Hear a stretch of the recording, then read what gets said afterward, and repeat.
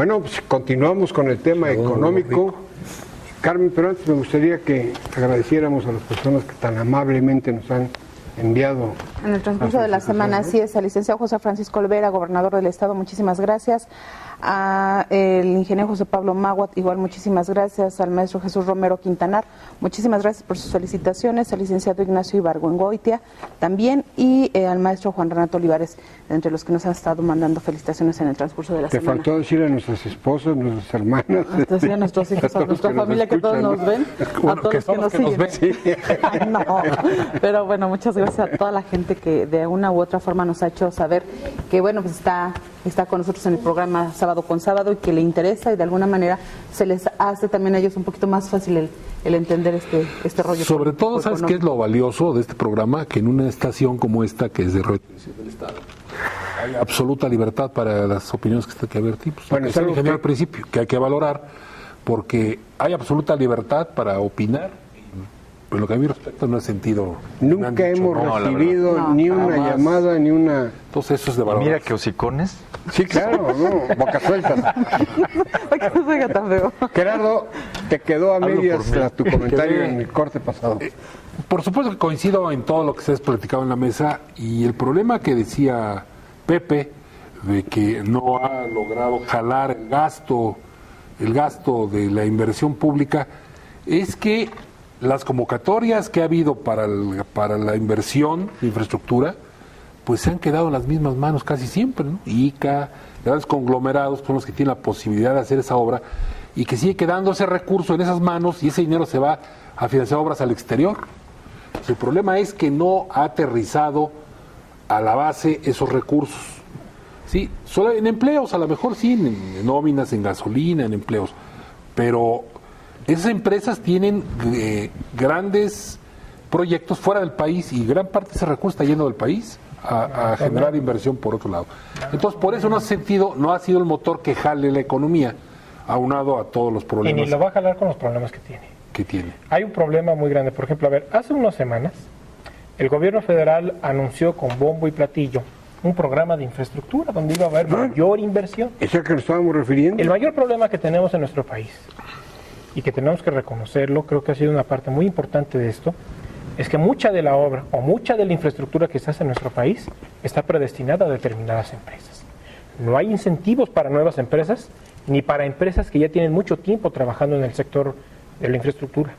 Hemos visto muchos políticos que han generado ya nuevas empresas y que se han destinado a obra con esos recursos.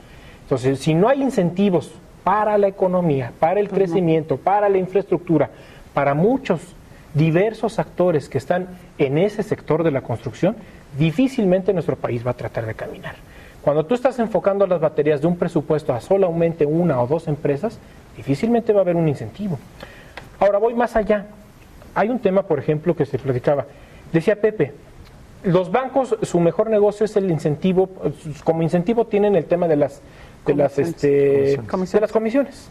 El tema de la reforma bancaria le limitó justamente ese tema, retiró muchas comisiones, el IDE, que era un gran ingreso para el sector bancario, que yo realmente desconozco hasta este momento. Para Hacienda. ¿Cuánto le representaba para Hacienda y cuánto le representaba a los bancos muchas de las comisiones que con la reforma bancaria, que se acaba de dar también hace poco, se retiraron y los bancos perdieron incentivos? Otro tema también. Mucha de la gente ya no ahorra, porque ya sabe mucha de la gente que con 15,000 pesos en la cuenta del banco en un mes es necesario que el banco ya notifique a la Secretaría de Hacienda y Crédito Público que tal cuentaviente está depositando tal cantidad de dinero. O sea, más de 15,000 pesos en un mes se tiene que hacer. Y lo que generas, fíjate, lo que generas al no bancarizar el ahorro es precisamente lo que buscabas combatir con la reforma fiscal, que es la informalidad. Es correcto. Entonces, a mí me parece que el gran problema sigue siendo, más allá de la agenda de reformas, que ojalá prospere, y yo creo que el cierre del año va a ser necesariamente mejor, porque hemos tocado fondo en cuanto a crecimiento económico se refiere este año. De verdad, yo espero que la cosa empiece a mejorar. Pero más allá de eso, creo que tenemos que empezar a ver los problemas económicos macro que siguen. Es decir, tenemos una economía que le promete al ciudadano que si se educa va a poder conseguir un empleo bien pagado, va a tener una vivienda digna, va a tener seguridad social, va a tener acceso a servicios de salud, va a tener, en pocas palabras, movilidad social. ¿A qué me refiero? A que la generación actual viva mejor que la anterior. Y la verdad es que esa promesa está siendo incumplida por la economía. Desde hace muchos años. Si tú creces al 2% en los últimos 20 años, lo que estás haciendo, llevando a una masa inmensa de jóvenes a estudiar la educación media superior y superior, es creando subempleo. Porque incluso los empleos que se generan pues son altamente tecnificados. La demanda de empleo está hacia ese sector. Y somos un país de licenciados, de psicólogos, de politólogos, ya me mordí la lengua, etcétera. Y enfocamos pocas de nuestras baterías en términos educativos a lo que está demandando el mercado. Entonces, creo que ese es uno de los grandes retos en el mediano plazo. Es decir, explicarle al ciudadano cómo es que con todo esto que hemos dicho que debe funcionar para que viva mejor, pues explicarle que no necesariamente. El crecimiento económico sin duda ayuda para generar empleos, pero el crecimiento económico por sí mismo no reparte la riqueza. Y ese es el gran problema de este país. Es decir, riqueza en este país hay, sin duda. Tan es así que tenemos a más de 10 en el top 100 de Forbes. Tenemos a uno que ha encabezado la lista durante varios años. La acumulación. ¿No? Entonces, el problema es que tú, después de 100 años de reformas y de la Constitución tan social de 1917, de garantizar a nivel constitucional la vivienda digna, los derechos laborales, etcétera, etcétera, etcétera, sigues teniendo la distribución del ingreso que tenías en el porfiriato. Entonces, si eso no empezamos a verlo como el gran problema económico a resolver, vamos a seguirnos quedando cortos. Te voy a decir por qué. Porque el pobre no puede gastar. Ahora, hay otro Ustedes tema. Dicen, ¿por qué no gasta la gente? Porque no tiene. Hay otro tema. Y el que tiene solventa los gastos inmediatos. Y el que alcanza a ahorrar no bancariza. Entonces no puede tener crédito. Y si tiene crédito tiene que pagar intereses hipotecarios. Entonces dejemos de ponerle todas las trabas posibles a un ciudadano para que satisfaga lo que la economía le promete, ¿no? Ahora sí es importante, Pepe, que los programas de gobierno, yo lo estoy viendo aquí en Hidalgo, hay que combinar la parte académica, es decir, dar la preparación suficiente, pero también ver a los empresarios y juntarlos. Totalmente, vincular. Y que sean los y que paguen mejores sueldos, porque, mira, yo no sé qué parte de la economía sea la que se ha descompuesto, los salarios mínimos y los salarios. Un joven que estudia en una universidad privada en el estado de Hidalgo, en estos momentos, que su familia invierte casi $1 millón en una educación privada, quiere entrar al mercado laboral en el estado de Hidalgo y con una licenciatura hablando un idioma ganará 5, 6 mil, 7 mil pesos. Con una maestría, 8 mil, 9 mil pesos. Que no corresponde la inversión educativa con la posibilidad económica que también las empresas no están bien, ¿no? O sea, a lo mejor la solución está regresar a Hacienda Cordero, que dice que con 6 mil pesos puede vivir. La muy verdad bien. es que también tenemos que volver a que los salarios también tengan la gente mayor ingreso, porque están tan deprimidos pues, que ya no genera nada, ¿no? Pero ahí te va el mayor problema de eso que tú dices, Gerardo. En los últimos 15 años tal vez, el único sector que ha tenido un crecimiento real, sostenido y generoso de los salarios es el sector público. Ese es el gran problema. Es decir, nosotros estamos aquí rompiéndonos el cerebro y rasgándonos las vestiduras para ver de dónde se saca más dinero y cómo se mueve la economía. El problema es que traemos un gasto de 4 billones de pesos y salarios de 400,000 pesos de los ministros.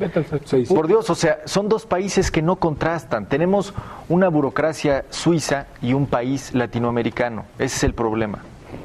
Bueno, ese es el mayor problema que tenemos, ingeniero, porque realmente dice Pepe, el sector público se ha vuelto un incentivo para esos nuevos egresados de las universidades.